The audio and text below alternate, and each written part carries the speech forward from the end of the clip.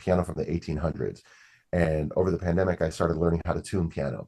So I would tune it up, and once I had it all tuned up, the sound of that piano inspired Slow Down, Okay. which is what I think is probably going to be the title track of If I Don't Go With Eden. And but left that same demo piano recording is still in Slow Down. And that original piano, I decided I didn't want, even though came back home to a real studio, I could have recorded a beautiful grand Yamaha. I was like, it's not the same. That song, that recording needs that. When I did Forever Wild, which is the most recent one I wrote in February this year, I was the beginning of this year was a little rough. We had a couple things fall through because of a new California state law that has limited the amount that we can work. Um, uh, Oof. so as independent contractors. So um, it was something that was supposed to benefit Lyft and Uber, and it really screwed over a lot of musicians and DJs. Um, and so yeah, it's still getting worked out. We're still figuring out. Thankfully, Tennessee is cool and brought us here to work. But nonetheless, um, I was a little frustrated and just kind of feeling like I need to get out of the house. We're not working. I've committed my life to Phat Cat and only things that I want to say yes to now, as of 2023. And so I said, let me just get out of the house. I don't care if I have to put it on a credit card. I rented an Airbnb in Joshua Tree, and I went out to Joshua Tree, and I brought my guitars, and I had the intention of recording. One of the rooms had these beautiful corner windows. Like imagine like this wall and this wall was all window. And I set up on the desk there, put there, and I was just looking out and a most beautiful sunset. And so I started playing acoustic guitar. And then I come up with a chord progression, and then I did change the rhythm. And the moment that I changed the rhythm, I'm like, there it is. And I started finding the song. So it's like for me, Hmm. songwriting comes from when it clicks. And Yeah. it doesn't come to me, Magic. and I don't even know who I'm writing it for. I don't know if it's going to be for me. I don't know if it's for Phat Cat. I don't know if it's for someone else, uh, for commercial or for my hard drives. Right, right. But because there's songs that may never see the light of day, but I would love to put them out somehow. Just got to figure out how to do it. I guess sometimes and how to tie it into what Yeah. we're doing. Um, but yeah, so for me, that's the way songwriting works. I never know. I never write specifically for one thing. Uh, my song, "A Place That We Don't Know," people are like, oh, it reminds me of Chris Martin and Coldplay. And I said, wow, thanks for saying so. I didn't write it. Coldplay is very much a part of what I love because I love them so much and I've listened to so much of them. But I guess my stuff it's whatever the song wants to be is how it comes out. And if Man. it works for Fat Cat, it does. And if it works for Marco, it does. And if it's something I need to give to someone, I'll be like, hey, I have this song and I think you should check it out. Yeah. See, and So that it reminds me of that the sculptor that has the block of clay and the sculpt the figure is inside of it and takes away what doesn't belong to mhm. uncover the what's inside. That Yeah, is it's that I think it's that way of thinking where the song is there. You just gotta chip away and all the fringe around it to get to it. It's magical. It's an I have artist. no way to. I try to think if I could go back and rewrite that song. I can't. There's no way. It was that moment. And I know this might sound, silly, or maybe some people out there will understand this, but it literally feels like a creative portal just opened up and I'm downloading it. Yeah, Like I can't explain it. I mean, I'm just thinking about it right now, but it's like when that happens, I can't, and it can only happen if I allow that opportunity to happen. So sometimes I'm riffing and nothing comes to me, and I'm like, today's not the day, And some people say, well, you could write no matter what, and I believe that you can. You could force something out if you want to, but my approach for art and music is I want it to be truly inspired. I don't ever want it to be forced. That's also my approach on stage performance. It's like I want every performance to feel. That's why I'm not tired playing. We've been playing, gosh, Sing Sing Sing since day one, 22 years ago. yeah, And I still love it. And I'll always find a way to refresh it for every audience. And if there's a song I'm not passionate about, it drops from the list. If all of a sudden the song's played itself out, and there are songs that have done that, I'm just like, I don't have the same, I can't authentically perform that, so I'm not going to perform it anymore Yeah, and until I I can. think the crowd sees through that. When Yes. somebody's phoning it in or they really don't love it, but they're playing it anyway, Mhm. it loses something in translation for Yeah, sure. Yeah. absolutely. Uh, I don't want to take up your whole day off, and That's okay. I We're so good. This is a lot appreciate of fun. When you. it's fun, I just go with the flow, and thank you so much. Thank you, man. Thank you. And I picture you on stage and you got your in-ear monitors, but you got 10 other people up there. And I always find this interesting as, everybody has like a different mix for their position in the band, and everybody likes something a little bit different. You got a lot of stuff going on, and their horns and drums. Drums usually don't make it into somebody's ear because they're in everybody's ear. You can't avoid it. Horns, kind of the same thing. Very loud instruments. You're going to hear them whether you want to or not. You got a lot of horns going on. You have a drum set going on. Uh, what do you, I mean, you got a lot of stuff going on in your ears. Oh, What's in your monitors? thankfully, we have like we are to a point now where we start traveling with the sound guy, so he knows what I love, and the setup is usually quick, even if we have to use a new board, and he has to redial it in. But my general, if I ever have to work with a new sound guy, I say, please give me a radio mix with me just a little pushed. I want to hear exactly what the audience is hearing. I want to experience what they're experiencing through my ears. And I want every detail out because for me, that's what pumps me up to really give even more when I can feel and hear everything that's going on and the magic of everyone coming together. Those horns, I want the perfect blend. Excuse me, I ask for the horns to be like the saxes. I want them to feel tight with the berry just a little on top of it because I like the crunch of the berry sax. And Mhm. then trumpet, trombone, usually trumpet just a hair less because it's naturally louder. Trombone, usually a little more because of that mellowness. I need it to stand out and blend with the horns. When it comes to the drums, I love feeling the toms. If I don't feel the toms, I'm not happy. I want to feel the toms. I want to feel that used to be a part of, and I don't know if it still is or isn't, but used to be part of our description. Booming toms, roaring horns, ripping guitars, and smooth vocals. It's like this landscape, the wall of sound. And so I want that same wall of sound in my ears. And I do something that I probably shouldn't do, but a lot of times I start with both, but I end up only using one because I want the exact mix plus the live ambiance. And for me, the little ambient holes that they create into the in-ears isn't enough for me to really feel what's happening outside when I close my ears. Now, sometimes, like when we're at Disney, an engineer will be like, "Hey, do me a favor, just try to work with both ears today. I'm going to make you a special mix." And so then they have, and I think it was Felix. I can remember he did something really nice when I was like, "Hey, this is actually really nice," and I was able to do that, and I feel like it probably saved my hearing, saved my voice. Mhm. But a good mix makes or breaks you. Honestly, like I've seen it happen where I was working with a singer who just lost it on stage, and because he lost his voice because the mix was so terrible. And from Mhm. that day on, he vowed to never work without his own sound guy. And that was a lesson that I learned from seeing it happen to say, one day I want to have that person, but I got to find that person. And thankfully, we have that person, Mike, Soundboy Mike, we call him. And he's our guy. And as long as he can be there, um, then it's good.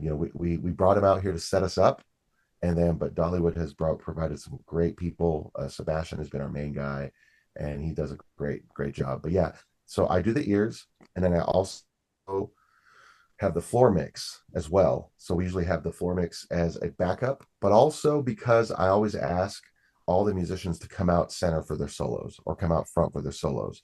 So I want them to be able to hear uh, and feel supported when they're doing their solos out front on stage because not everybody has ears. Right. Some places will provide it all, some places just wedges. So in the land of wedges, um, yeah, I think I keep that there just in case.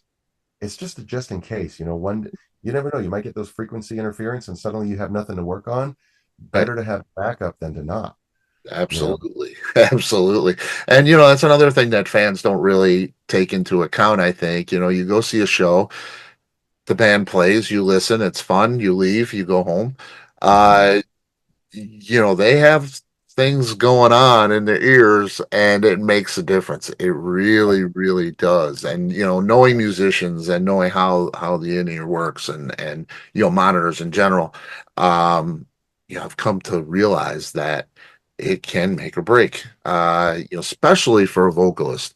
If you're trying to sing over things and, that's an unnecessary strain on your vocal cords. And, there's so many singers that have damaged their their instruments, you know, because of And the that's mix. why, and that's why for us, like for me at least, the sound check is so important to get done no matter what. Like you Mm. have to get done in, and uh, if we're working with our own sound guy, what I love is that he knows what I like. So I'll be like, listen, just start me here, because there's places where you have to work with you're flying in, you have to work with somebody else's equipment, so you got to build a whole. You can't always just input.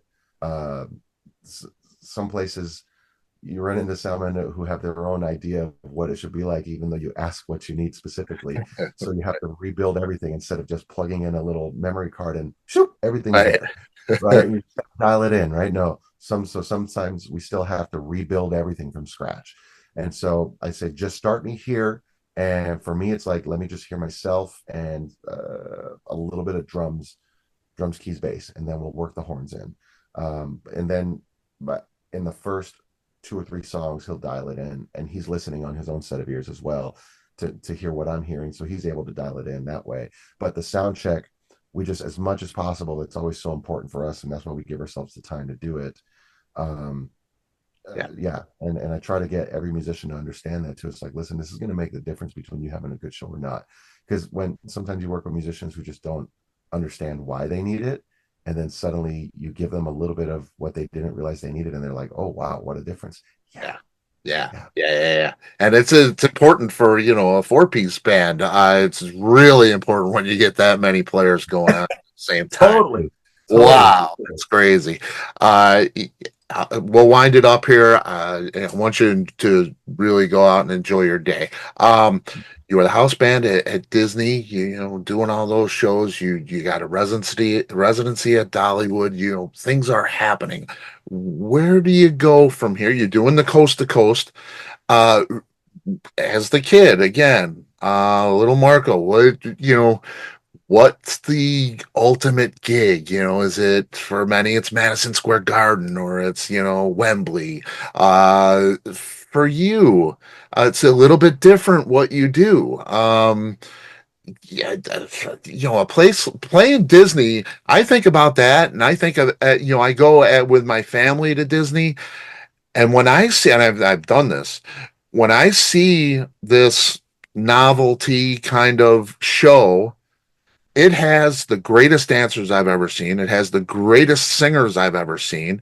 It is so fun. It is so bright. It is so flashy. It's just this greatest thing. It's like not of this earth. And it's at a theme park. That is the greatest. I love that. I absolutely love that. Um, so, I think about what you do, and that's kind of what you guys do in Fat Cat. That's gotta be, I mean, what's the ultimate thing for you? There's I'll try to keep it short, but I got phases to answer, because at the core, what I want is that whether it be 11 or 50 people who make 11 happen, I want there always to be a sense of a band, a sense of, you know, brother and sisterhood together on stage, that are people who are ready to perform things that we love, ready to go out and give an audience. Doesn't matter if it's a small town audience or a big town audience, or opening for someone huge. I think uh, we've done this since the beginning. We used to do this goal sheet in 2002, and we did this goal sheet of like, all right, what do we want to do? one of the goals I put there was like we want to open for Big Bad Voodoo Daddy, and then another one was we want to play the House of Blues. And so then we happened to get both of those in one when we got to open for Big Bad Voodoo Daddy at the House of Blues. How And cool. and it was cool because Dirk, the bass player, he was a mentor of mine for a few years, a number of years. And gosh, all of those guys are such dear people, dear friends, and I love them very much and owe them so much of. Uh, they gave me so much guidance. I asked them one day because we got to meet them that day that Will and I went to go see their concert and said we could do this. We got to meet them, and we started a band very shortly after. And after getting to know them about a year or so later, I said, "Hey, we have a band. Can we open for you guys?" And they're like, I'll tell you what. If you're serious, make an album, and when you present me that album, I'll give it to our manager, and you guys can open for us. I said, okay. So I went straight to work, and that was our very first album. And they even helped us record it. Like the trumpet player Ron Blake, who was at the time, he was a second trumpet player. He had a studio at home, so he took us in. Amazing friend, Ray. Just was like, all right, let's help you guys get an album. Brought us in, recorded the album, and it was my first experience trying to make an album like that. So I learned a lot from him. And then Dirk would listen to it. He's like, hey, he goes, I'd like to record some of your songs for you. And he goes, don't pay me. He goes, you don't even have to give me credit. He goes, I just want to help you guys. So he knew how important it would be to have a good solid bass track on a lot of these songs. So he laid down bass on a lot of those songs on our first album, and just silently. No, didn't want credit, not nothing. And and what was I always liked was that we were doing a cover of These Boots Are Made for Walking, and he used the same exact bass from that song, Oh, from yeah, Lee Hazelwood and Nancy Sinatra. yeah. So for me, that was like a like, ooh, we got yeah, like I love stuff like that. Yeah. things. So like to go from there to this now, where we are, Disney was a goal for the longest time, and it took many years, and then we finally made it into the park where they basically asked us to create shows, and we created a Christmas show that they then hired to bring in. Then and So then we were asked to create a Valentine's show of just strictly Disney music. So we went and explored. So that was like new. We were reaching goals already all along the way of like all of a sudden now we're getting asked to create shows of this caliber. Like this is one, it's a huge compliment. I take it as, and thank you to Disney for believing in us in that way. We're not, I always say we're not a Disney band. We're a band that's played at Disney. You know what I mean? So it's like, but for them to trust us to do that, it's been a huge, like that was another goal that was reached. So it's like, where do we go from there? Well, as far as Disney goes, a dream would be New Year's Eve in front of the castle. Um, that would be awesome. Another goal of mine would be I would love, love, love, love to be a support opening act for just a really cool band. Uh, it, Honestly, it could be anyway. If we just tour together and play and share, get the opportunity to warm up their audiences and get going, and whatever it is, if there was just a really cool band that we could find a way to open for and do a big tour with, I don't care if it's here, Europe, wherever, just because now you got for me it's double camaraderie. You got the two bands now working together, and it's like I feel like even more can come out of that. Um, that would be super fun. So that's why I'm actually happy about Chicago opening for the Rascals, because it's like I miss those days of opening for bands, because for me I don't think headlining or opening, it doesn't matter to me. Like if there's people there ready to have a good time, I'm ready to entertain and ready to like make some new friends, So as the goals continue to come like that, as long as the band always remains this authentic, organic, fun music, place for fun music, it doesn't matter what styles we play. I want that to be at the core of it. We can do anything together. And as long as we can continue playing, and I guess beyond just the type of gig, if we can get to a place financially where people can start paying, either buying houses or paying off, because like for example myself, I've everything I do I invest back into the band or the business or Right. something some way into the future. I've not bought a house. I've not chosen to have kids or anything yet. I've put my whole life into this. So Right. to one day be in a position where I can see that everything I've invested in is there, and now I can actually, you know, also maybe build another life around it. I think that That's would be a really nice goal. Man, I hope, pray for you that you're able to do that because you've given so much of yourself to us, the fan, to the people watching, and it's really, you are, I mean, I just look at you, the pictures, like I noticed you could be, it could be a comic book, man. Seriously, Fat Cat could be a graphic novel, man. It's just. That's another goal and dream, actually, to become cartoons. And thanks for reminding me of that. But Totally, because like when before you came on, there is that drawing animation of yourself as your screen before your oh actual yes, video yes, feed came on in. Zoom. Yeah, Oh, it's just here, I it's think it's this one right amazing. here. There you go. Yeah, look at that. I mean, that is just stunning. It's absolutely stunning. And that's just so cool. That's the beginning of a graphic novel right there. When we bring everybody in, with all those cool looking instruments. There's so many possibilities. Exactly. All of those things I hope we do someday. Yeah, and it's so cool. It's great to see you out here. I can't wait to see you. And I really, really, I hope you get to that point, to where you can do the things that I've gotten to do. And again, fans don't really think about that either. You're putting your heart, your soul, your blood, your tears into this thing. You don't get to watch. My kids are grown, and my daughter just became a nurse. These are all great things in Yeah. life that I feel great about.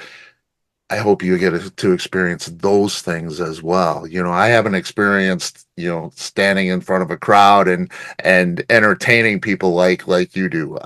So that is super special as well. But yeah, that would be so great. Really cool. But like I say, fatcatswinger.com. You got tour dates there. You come and see me on August 24th, 25th, Ron Onesti's places. It's so cool to be there too. I love those venues. I think it's a perfect place for Fat Cat. Marco, Thank it's you. been so nice, man. Thank you so much for your time. I appreciate you, my friend. I can't wait to see you. I look forward to seeing you soon. All right. Thank you. I'll see you, Take care. Marco. Take Bye. care. Bye.